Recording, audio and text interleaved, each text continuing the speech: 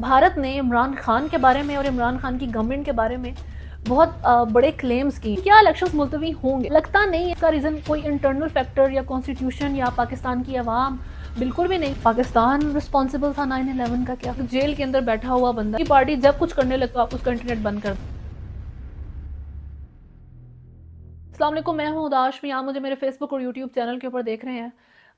पाकिस्तान में कल इंटरनेट की सर्विसेज बंद थी और आई एम श्योर आपको पता होगा और रीज़न भी पता होगा कि जब आप मॉर्निंग में चेक करें कि वैसे तो इंटरनेट चल रहा है लेकिन सोशल साइट्स की सर्विसेज डिसरप्ट कर दी गई हैं, तो ऑटोमेटिकली पता लग जाता है कि ज़रूर पाकिस्तान तहरीक इंसाफ कुछ वर्चुअल कर रही होगी।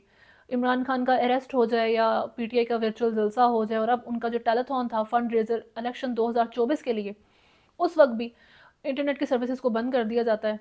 वर्चुअल जलसे में इसका नुकसान ही हुआ था अथॉरिटीज़ को, और जलसे को जो वर्चुअल पीटीआई ने किया उसको फ़ायदा हो गया था, इंटरनेशनल हेडलाइंस बन गई थी।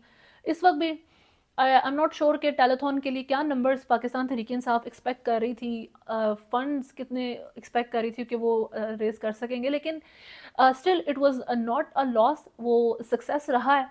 और अगेन हेडलाइंस बनी है इंटरनेशनल। और उसके बाद जो नेट ब्लॉक है, ये एक वॉच डॉग इदारा है बेसिकली, जो कि मॉनिटर करता है साइबर सिक्योरिटी और इंटरनेट को पूरी दुनिया में। उन्होंने भी शेयर किए हैं नंबर्स अपने ट्विटर के ऊपर और बताया कि नेशन वाइड डिस्ट्रप्शन आई है इंटरनेट में पाकिस्तान के अंदर। तो इसमें पाकिस्तान की कोई क्या इमेज चला गया आपका?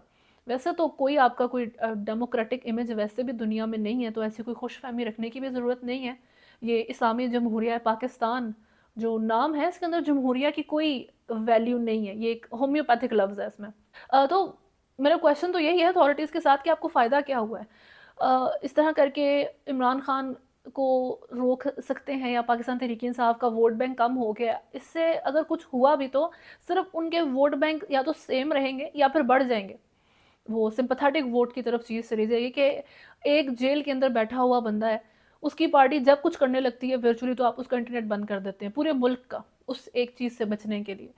तो ये 2 चीज़ों का इमेज आपका भेजता है, या तो आप बहुत डरते हैं एक बंदे से, और या एक कंप्लीटली जमहूरियत को जो है ना डस्टबिन के अंदर डाल दिया हुआ है पाकिस्तान ने। ये 2 चीज़ें हैं। खैर, इमरान खान साहब के जो कागज़ात नामज़दगी रिजेक्ट हुए थे, वो रिटर्निंग ऑफिसर की तरफ से हल्का मियांवाली के हल्के से और लाहौर से, इन 2 हलकों से इमरान खान साहब पहले जीत चुके हैं। तो उसको चैलेंज किया था उन्होंने, और उसका जो ट्रिब्यूनल ने फ़ैसला महफूज कर लिया और 10 जनवरी तक समाअत को मुलतवी कर दिया है। और बैरिस्टर अली ज़फ़र ने इमरान खान साहब को इसमें रिप्रेजेंट किया था। साथ साथ गौहर अली ख़ान की बात है जहाँ तक, और जो शेर अफ़ज़ल मरवत का जो भी एक चीज़ चल रही है, apart from that Gauhar Ali Khan ने कहा है कि इमरान खान की कोई भी आप तक जो स्टेटमेंट पहुँचेगी जो वैलिड सोर्स है, वो सिर्फ मैं हूँ, यानी कि जो चेयरमैन है इस टाइम पाकिस्तान तहरीक इंसाफ के, बैरिस्टर गौहर अली ख़ान। तो ये उन्होंने बात कही है कि और किसी की जो बात है वो कुछ भी कहता रहे, उसको कंसिडर करने की ज़रूरत नहीं है, अनलेस कि मैं गौहर अली ख़ान बोल रहा हूँ तब समझे कि हाँ जी इमरान खान बोल रहा है। साथ साथ इमरान खान का जुडिशरी के ऊपर बहुत भरोसा है और बहुत उम्मीद है उनको। ये भी पाकिस्तान तहरीक इंसाफ के जो है ये केयर टेकर चेयरमैन ने कहा है। खैर, जो ज़रूरी बात है वो ये है कि भारत ने इमरान खान के बारे में और इमरान खान की गवर्नमेंट के बारे में बहुत बड़े क्लेम्स किए हैं, इंकशाफात किए हैं, और ये आ किस तरफ से रहे हैं? ये आ रहे हैं जो एक्स इंडियन हाई कमिश्नर थे पाकिस्तान में, अजय बिसारिया, उनकी तरफ से। इनको वैसे तो बाद में एक्सपेल कर दिया गया था जब आर्टिकल 370 रिवोक किया था, इंडिया ने स्पेशल स्टेटस ख़त्म किया था कश्मीर का। लेकिन उससे पहले जब पुलवामा अटैक का सारा मसला बना था, जिसमें इंडिया ने एक्यूज़ किया था कि पाकिस्तान ने जो है उनकी तरफ से दहशतगर्दी का वाक़या हुआ है, टेरर अटैक हुआ है, और 40 जो सोल्जर्स हैं वो पुलवामा में इंडिया के वो मारे गए हैं। इस सारी सिचुएशन, ये सारा मसला बना और इंडिया पाकिस्तान ने इसको डिनाई किया। जो भी एक, ये तो एक अलग सेपरेट इशू है, जो भी इसकी डिटेल्स हैं, लेकिन उस वक्त हुआ क्या था? पहले तो डॉग फाइट होती है जो पाकिस्तान इंडिया की, जिसमें अभिनंदन को कैप्चर कर लिया जाता है। जो बिसारियाँ हैं उन्होंने उस बारे में बात की है कि तब पाकिस्तान की जो गवर्नमेंट थी, देन गवर्नमेंट इमरान खान साहब की, और उनकी गवर्नमेंट किन हालात में से गुजर रही थी, और वो कितना ज़्यादा बेसिकली जो वो बात कर रहे हैं वो ये है कि बहुत डरे हुए थे, स्पूक्ड थी पाकिस्तान तहरीक इंसाफ, इमरान खान साहब। और इस सारी सिचुएशन में जो सुहेल महमूद थे, जो हाई कमिश्नर थे इंडिया में पाकिस्तान के, उन्होंने बिसारिया से रब्ता किया आधी रात को और उनको कहा कि मोदी से इमरान खान साहब बात करना चाहते हैं, अर्जेंट मैसेज है, तो आप ये आगे पहुंचाएं ताकि इनकी आपस में बात हो सके। इसका जवाब ये आता है कि मोदी साहब बहुत बिजी हैं, तो अगर कोई ज़रूरी बात है तो आप बता दें, हम आगे मैसेज कन्वे कर देंगे। इससे ये पता लगा इमरान खान साहब को और उनको कि जी बहुत ज़्यादा मामला ख़राब है, इंडिया तो बहुत ज़्यादा गुस्से में है और मोदी तो बिल्कुल फ़ाइट के लिए तैयार है। और ये बात तब की है जी 27 फरवरी 2019 की, जब अभिनंदन जिन 2 दिन पाकिस्तान में उन्होंने जो गुजारे थे उनमें से एक दिन की ये बात है। तो उस एक दिन जब डॉग फाइट हुई थी सुबह और आधी रात को, तब इमरान खान साहब ने मोदी से रब्ता किया था। और अकॉर्डिंग टू बिसारिया मिसाइल्स के रुख जो थे भारत ने इंडिया की तरफ पाकिस्तान की तरफ करके रखे हुए थे कि अगर आप ज़रा सा भी अभिनंदन को कुछ करें तो उसी वक्त जो है ना पाकिस्तान को उड़ा देगा। ये मोदी साहब के ऑर्डर्स थे कि इमरान खान साहब की गवर्नमेंट इतना डरी, इतना ज़्यादा वो इस चीज़ को लेकर परेशान हुए और उनका था कि कोई बात निकले और आपस में जो है मामला सॉल्व आउट हो, पीस आए। और अब भारत को बेसिकली गुस्सा इस चीज़ का था पाकिस्तान के ऊपर कि हम दहशतगर्दी सपोर्ट करते हैं और इनको ये चीज़ रोकनी पड़ेगी। तो अकॉर्डिंग टू बिसारिया ये एक सारी सिचुएशन, और जो मोदी साहब ने इतना सख्त रिएक्शन दिया और सख्त मिजाजी दिखाई और रिजेक्ट किया इमरान खान साहब की कॉल को, मोदी ने आधी रात को की हुई कॉल, तो उससे पाकिस्तान फोर्स कर हो गए, उनको उनको मजबूरी बन गई इमरान खान की, पाकिस्तान की, कि वो रिविजिट करे अपने इस दहशतगर्दी के फैसलों को जो वो इंडिया के साथ करता रहता है, इंडिया में करता रहता है। इस सारी चीज़ में साथ साथ उन्होंने इस चीज़ का जिक्र किया कि जो यूके और यूएस के लोग उस टाइम बीच में पड़े थे कि जी ये मामला, दोनों एटॉमिक पावर कंट्रीज़ हैं, लड़ ना पड़े, तो वो मामला जो ठंडा करने के लिए उस वक्त मौजूद थे, वो बड़े हैरान रह गए, इम्प्रेस हो गए इमरान खान से कि कितने काम डाउन और पीस चाहते हैं और मोदी साहब कितना एक स्ट्रिक्ट बिहेव कर रहे हैं। और उन्होंने फिर मोदी साहब से रब्ता किया और यूके यूएस के लोगों ने, और उनको यकीन दहानी करवाई कि इमरान खान साहब का पार्लियामेंट में जो है वो इस सारी चीज़ का जिक्र करेंगे कि अभिनंदन को छोड़ा जा रहा है और इंडिया की जो भी उस मामले को लेकर शर्तें और जो पीस की सिचुएशन बननी चाहिए उस सारी चीज़ के बारे में पार्लियामेंट में बात होगी। एक बहुत इंटरेस्टिंग जो उन्होंने बात इसके अंदर की है वो ये है कि पाकिस्तान ने इसको फॉल्स फ्लैग का जो नाम दिया था पुलवामा के बारे में, और इस बारे में जिक्र किया था कि ये एक गलत चीज़ है। तो बिसारिया ने कहा है कि ये पाकिस्तान की हैबिट है, इस्लामाबाद की ये हैबिट है, और यही चीज़ उन्होंने 9/11 के टाइम पे भी की थी। 9/11 का जिक्र इस सारी सिचुएशन के अंदर कि पाकिस्तान रिस्पॉन्सिबल था 9/11 का, क्या कि इस्लामाबाद डिनाई कर रहा था 9/11 की सारी चीज़ को। ये बड़े क्लेम्स हैं इनकी तरफ से आने वाले। साथ साथ उन्होंने 9/11 के साथ मुंबई अटैक, उरी अटैक और पठानकोट, इनका भी जिक्र किया है। बाजवा साहब के बारे में भी जिक्र किया गया है कि जो चीफ ऑफ आर्मी स्टाफ थे उस वक्त पाकिस्तान के, इमरान खान की गवर्नमेंट के टाइम पे, कमर जावेद बाजवा साहब, कि वो इंडिया के साथ फ्रेंडली रिलेशंस चाहते थे, ये एक पेज पे होना चाहते थे बाजवा साहब कि इंडिया और पाकिस्तान आर्मी। लेकिन इमरान खान की जो है वो बहुत श्रिल है और उनकी जो पर्सनैलिटी है जिस तरह की, उस वजह से डिप्लोमेसी नहीं आ सकी पाकिस्तान और इंडिया के टॉक्स के बीच में, और इवेंचुअली कम्प्लीटली दरवाजे जो है बिल्कुल ही बंद हो गए डिप्लोमेसी के इन दोनों मुल्कों में इमरान खान की वजह से।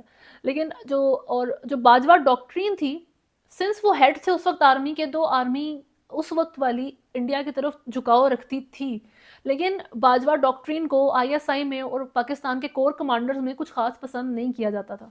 अब इसमें ये भी कहा, ये इन्होंने फर्दर ऐड किया है कि पाकिस्तान की जो सिंसियर एफर्ट्स थी, इंडिया को ऐसा वो यकीन नहीं आई फौरी तौर पे कि क्या इस तरह से चाह रहे हैं, तो उन्होंने इनको एक दफ़ा जो है बिसारिया साहब को रात के 2 बजे बहुत ही अर्जेंट कॉल आती है, इम्पॉर्टेंट, एक आईएसआई, पाकिस्तान के आईएसआई के इदारे की तरफ से, कि आपके मुल्क में जो है ना एक टेररिस्ट अटैक होने वाला है अलकायदा की तरफ से, जो आप रिवेंज लेना उन्होंने जाकिर मूसा की किलिंग का इंडिया से। तो इंडिया इसको सुन लेता है, लेकिन ऐसे उसका कोई थैंक यू वगैरह नहीं करता पाकिस्तान का। लेकिन इवेंचुअली अकॉर्डिंग टू बिल्कुल उसी रिपोर्ट के मुताबिक जो आईएसआई ने उनको दी थी, वो अटैक होता है। और सिंस वो पहले से तैयार थे तो बचत हो जाती है। अपना यकीन दिलाने के लिए बेसिकली पाकिस्तान ने जो है ना इंडिया को ये बिफोर हैंड रिपोर्टिंग की थी।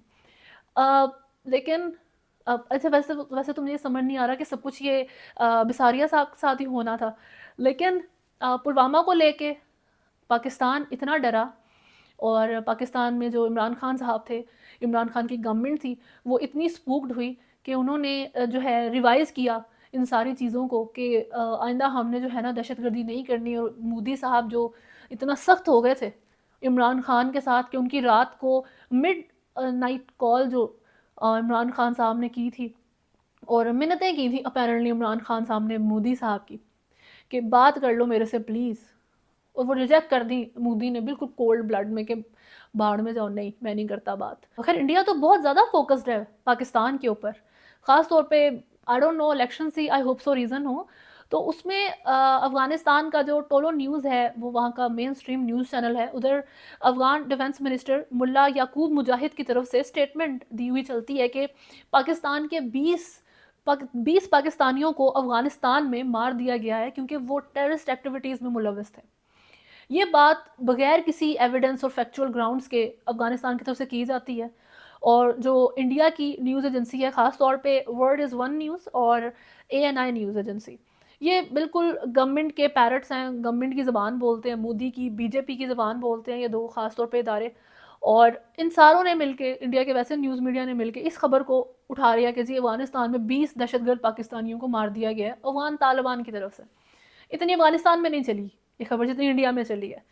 साथ साथ और इसको बेसिकली अफ़गानिस्तान ने खबर इसलिए दी कि पाकिस्तान ने अफ़गानिस्तान को एविडेंस प्रोवाइड किया कि अफ़गान तालिबान की गवर्नमेंट को ये एविडेंस प्रोवाइड किया कि अफ़गान सिटीजन्स जो हैं इस वक्त पाकिस्तान में टेररिज्म और सुसाइड अटैक्स के लिए रिस्पॉन्सिबल हैं। और इस वक्त अफ़गानिस्तान का जो ज़मीन है वो पाकिस्तान के ख़िलाफ़ इस्तेमाल हो रही है दहशतगर्दी के लिए। अफ़गान तालिबान का इसके ऊपर कोई रद्द अमल नहीं आता, उसके बारे में वो कोई बात नहीं करते। साथ साथ जो पाकिस्तान ने ये जो स्मगलिंग हो रही थी वेपन्स की, जदीद असला था यूएस का, और उन्होंने एविडेंस प्रोवाइड किया पाकिस्तान ने इस चीज़ का भी, इसको भी डिनाई कर दिया अफ़गान तालिबान ने। ये सारी चीज़ें चलती कहाँ हैं? इंडियन मीडिया के ऊपर। अफ़गानिस्तान का जो इस टाइम पानी का ये जो डैम बनाने का प्रोजेक्ट चल रहा है, उसके लिए भी उन्होंने इंडियन जो कंपनी है जो हायर की हुई है, जो उससे डैम बनाएगी और उससे खैबर पख्तूनख्वा का पानी रुकेगा, पाकिस्तान में पानी का मसला आएगा और हालात ख़राब होंगे। इंडिया हर उस जगह पर इस टाइम इन्वॉल्व है जहाँ पर मसले आएंगे। चाइना ने बोल दिया कि बलूचिस्तान में इंडिया फंडिंग कर रहा है दहशतगर्दी के लिए पाकिस्तान के अंदर। लेकिन अभी बात ये है कि ये इंडिया ने फ़ील किया है शायद कि मैं जो भी बात कर रहा हूँ, जो भी हरकत कर रहा हूँ, मैंने कश्मीर वाली बात की, कश्मीर का सुप्रीम कोर्ट का ऑर्डर आ गया, 370 आर्टिकल आईनी करार दे दिया गया, पाकिस्तान मुस्तरद करके ठंडे होकर बैठ जाते हैं। अभी मैंने अफ़गानिस्तान के साथ इनको छेड़ना शुरू किया क्योंकि अफ़गानिस्तान के साथ तो पाकिस्तान का एक बड़ा ऑन ऑफ रिलेशन चलते रहते हैं जैसे भी। तो स्टिल उन्होंने जो है पाकिस्तान ईज़ी होकर रहता है।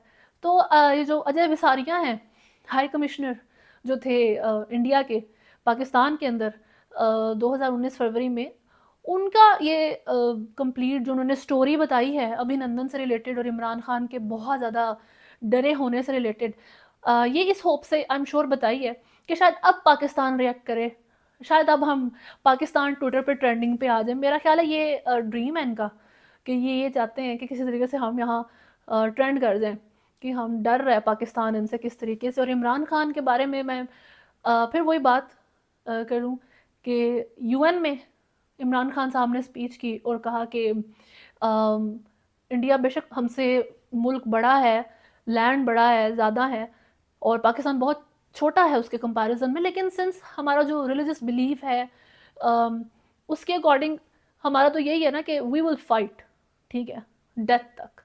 ये इमरान खान की स्टेटमेंट थी।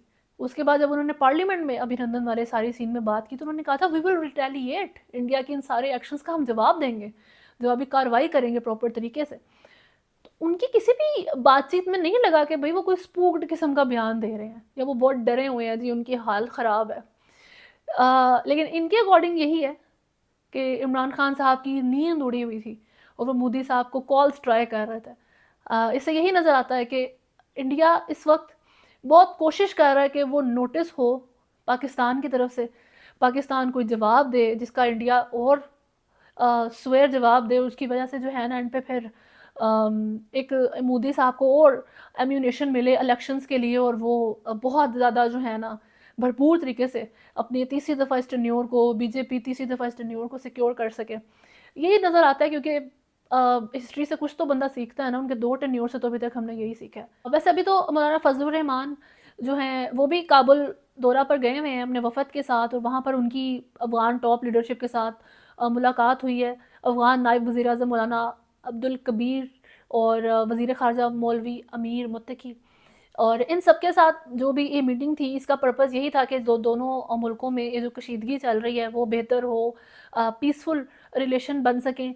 और वज़ीर ख़ारजा मौलवी अमीर मुत्तकी का कहना था कि मौलाना फजलुर रहमान और इनके वफ़द का दौरा अफ़गानिस्तान अमन और मईशत के हवाले से दोनों ममालिक के अवाम के लिए सूदमंद साबित होगा।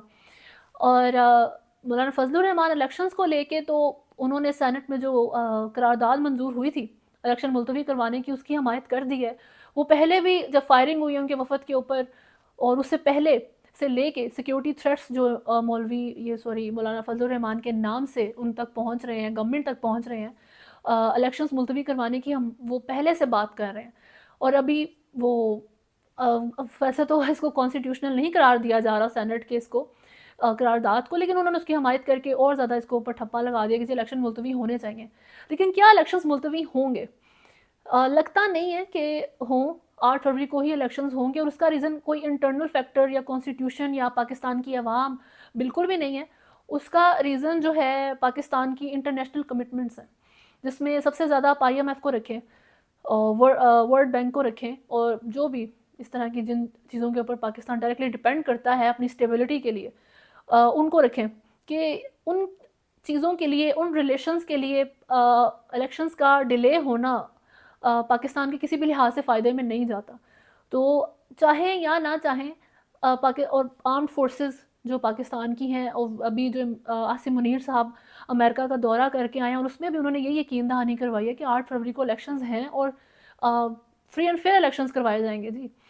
तो वो सारी चीज़ पाकिस्तान के ऊपर इस तरह का प्रेशर जो है वो है इस वक्त कि इलेक्शंस हों, और उनको जिस भी तरीके से बेस्ट वे पॉसिबल इनको करवाया जाए, और उनका जो रिज़ल्ट बाद का एक वो भी हेडेक है जो इलेक्शंस के बाद फेस करना पड़ेगा। लेकिन इलेक्शंस का होना इस टाइम पाकिस्तान के लिए ज़रूरी है because of the international commitments, ये एक बात है। अब लेकिन इस क्योटिक इन्वायरमेंट में और जिस हद तक की सेल्फिशनेस और ये सारी चीज़ें चल रही हैं, वो नहीं समझ आता कि कब पाकिस्तान कहे कि चलो मुझे इन कमिटमेंट्स का भी फ़र्क नहीं पड़ता। जिस तरह अभी बांग्लादेश में जो इलेक्शंस हुए हैं, हसीना वाजिद आ गई हैं जी फिर से। हालांकि अपोजिशन ने जो है बाइकआउट किया हुआ था, despite of the boycott, despite of the violence and protest, वो आई हैं। 2018 में वहाँ पर 80% लोगों ने वोट डाले थे बांग्लादेश में, और इस दफ़ा वहाँ पर 40% लोगों ने जाके वोट डाला। ये बहुत बड़ा डिफरेंस है। यानी कि आप इमेजिन करें 60% जो बांग्लादेश की आबादी है, उसमें ज़रूरी तो नहीं कि सारे अंडर 18 ही होंगे, कोई 40-50% अंडर 18 नहीं है। तो इस वक्त बेसिकली 60% वहाँ की पॉपुलेशन वोट डालने के लिए ही नहीं गई, ये बात है, और स्टिल वो वहाँ पर आ जाती हैं। यार इसका अगर मैं आपको एक क्विक ओवरव्यू दे दूँ तो वो इस तरीके से है कि हसीना वाजिद की जो अवामी पार्टी है वो इंडिया बैक्ड है। इस बारे में हमेशा बात की जाती है कि वो वहाँ पर एक कम्प्लीटली एक उनको जो है ना वहाँ पर इंजेक्ट किया हुआ है वहाँ के सिस्टम के अंदर, बांग्लादेश के उनको वहाँ पर पूरे प्लान के साथ बिठाया हुआ है। और वहाँ पर BNP की जो जमात थी वो है खालदा ज़िया की, उनके साथ जमात इस्लामी का एक इतिहाद चलता था, और ये कंपैरेटिवली अवामी पार्टी को बड़ा अच्छा टक्कर का मुकाबला दिया करती थी, और ज़्यादा दे रही थी कि इवेंचुअली ऑब्वियसली फिर हसीना वाजिद इस तरीके से तो नहीं अपना टेन्योर बार बार सिक्योर कर सकती थी। इसको काउंटर करने के लिए ये किया गया कि जमात इस्लामी के बारे में एक कैंपेन चलाई गई 2007 से ऑनवर्ड्स या इस तरह का ही कोई टाइम पीरियड था, और उस टाइम वो इस बेस के ऊपर चलाई गई कि किस तरीके से 1971 में जब बांग्लादेश बना था, सेपरेट हुआ था पाकिस्तान से, किस तरीके से मर्डर और हरास किया गया लोगों को और कितना जुल्म किया गया, और वो जमात इस्लामी को अक्यूज़ किया इस चीज़ के लिए। उनके बहुत मेजर लोगों को, इम्पोर्टेंट रहनुमाओं को फांसी दी गई, सज़ा सुनाई गई। और इस सारी सिचुएशन का हल तो नहीं, खैर रिज़ल्ट ये निकला कि 2013 में जमात इस्लामी को कलअदम करार दे दिया गया बांग्लादेश के अंदर। बीएनपी को उन्होंने जो था ना एक इम्पॉर्टेंट इत्तेहाद, बिल्कुल ही माइनस कर दिया सिचुएशन से, और अवामी पार्टी फिर एक सोलो प्लेयर के तौर पे जो था ना, जो एक स्ट्रॉन्ग एक प्रेजेंस रखती है पार्टी वहाँ पर, उसके तौर पे एग्जिस्ट करना शुरू हो गए। वो स्टिल इस टाइम वहाँ पर यही हालात चल रहे हैं। और यही इसी तरह की पाकिस्तान के अंदर सूरत हाल सेम तो नहीं आप कह सकते, लेकिन यहाँ पर जो एक ब्लेम गेम चलती रहती है कि आप अपनी अपनी गलतियों के लिए दूसरे को ब्लेम करते हैं कि इसकी वजह से ये चीज़ हुई है। इमरान खान नवाज शरीफ को ब्लेम करें, नवाज शरीफ आकर अपने 3 टेन्योर की अकाउंटेबिलिटी मांगें, बाकी लोग आर्म फोर्सेस को ब्लेम करें। तो एंड पर अगर कोई इस तरीके का मसला आता है या इस तरीके की अगर कोई डॉक्ट्रिन पाकिस्तान के ऊपर अप्लाई करने की कोशिश की जाती है, तो उसका जो नुकसान है वो तो सारों ने ही भुगतना है। इस ब्लेम गेम को रोकना पड़ेगा ना, इलेक्शंस को फेयर एंड स्क्वायर होना पड़ेगा इन सारी सिचुएशन को टैकल करने के लिए। और इसके लिए एक और बहुत ज़रूरी चीज़ है, वो ये है कि आर्म्ड फोर्सेस ओबियसली उनके जो स्ट्रॉन्ग रहना, उनकी बका भी पाकिस्तान के लिए बहुत ज़रूरी है। और उसके लिए उनको एक बहुत इंपॉर्टेंट काम करना पड़ेगा, और वो है वो जितना दूर सियासत से जा सकते हैं वो चले जाएं। जितना खुद को डिटैच कर सकते हैं सियासत से वो कर लें, और होपफुली फॉर लाइफ करें। गिर गिर के ही इन सियासतदानों को कुछ सीखने दें, कहीं तो पहुँचेंगे। इन गिरोहों को आप उठने ही नहीं देते तो वो किस तरीके से बेहतरी आएगी मुल्क के अंदर। खैर अभी तक के लिए वीडियो में इतना ही है। नेक्स्ट वीडियो तक अपना ख्याल रखें। अगर आपने चैनल को फॉलो नहीं किया हुआ तो चैनल को भी सब्सक्राइब करें, वीडियो को लाइक एंड शेयर ज़रूर करें। अल्लाह हाफ़िज़।